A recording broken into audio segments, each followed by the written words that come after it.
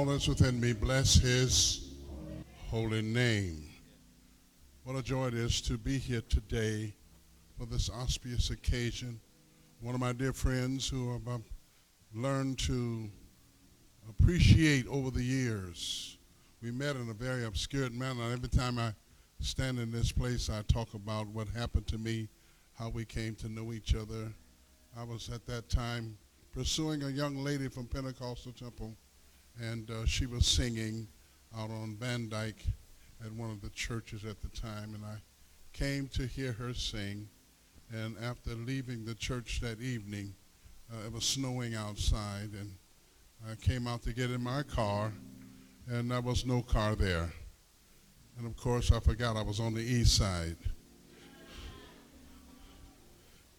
These kinds of things happen on the east side.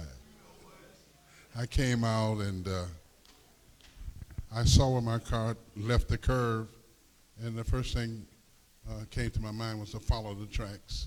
But soon after that, the tracks became mixed with so many other tracks.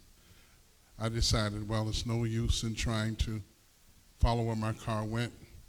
So I went back inside and told the story of my car had been taken.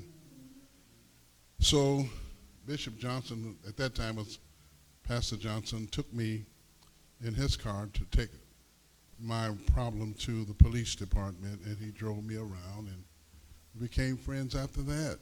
And ever since then, we've been friends. And shortly after that, I did accomplish what I went there for. I married a young lady who I was pursuing, and believe it or not, that's been 41 years ago. 41 years ago. I'm so happy today to come here to celebrate. What I was so amazed about is observing the praise team, who was then, half of them was not even in the earth at the time. The Lord had blessed him and Lady Johnson to raise up a nation that will obey. Their children are carrying on. And I think we should applaud him just for that, raising up children. So I came here today to celebrate and to encourage and uplift and to tell him that I love him with the love of God, him and his lovely wife, and the work that they're doing here on the east side of Detroit. There it is, that east side again, the east side of Detroit. I always have said when I would visit the brethren on the east side, before I start preaching, the first thing I want to do is take my hat off for the nerve of them to pastor on this side of town.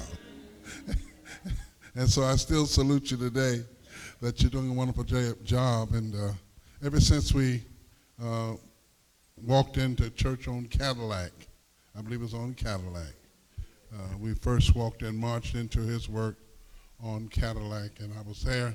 I think he still has the pictures in his office where I prayed the first prayer when we marched into the church on Cadillac, and to see where God had brought them from, all the way from Cadillac to here. And I can say, and I know he would probably say the same thing, having therefore obtained help from God, he has continued until this day. As a matter of fact, when he was talking about this facility, I said to him, Sister Haddon and I, we were looking at that facility at one time, and we came over and we prayed, and God didn't allow us to have it, so we're on Bethune and Brush. But I tell you what, I'll go with you and Sister Johnson, and we'll pray that the Lord give it to you all. And God gave it to them, and they're here now in this beautiful edifice that the Lord blessed them with, a cathedral by the water. I don't know anyone else. I just come from the Apostolic World Christian Fellowship.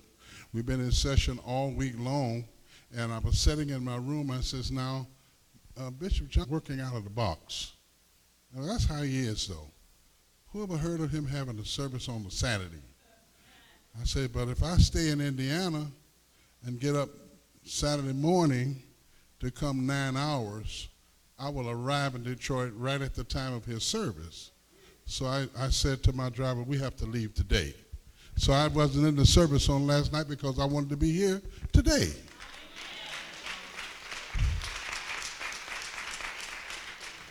And I am the second vice chairman of that apostolic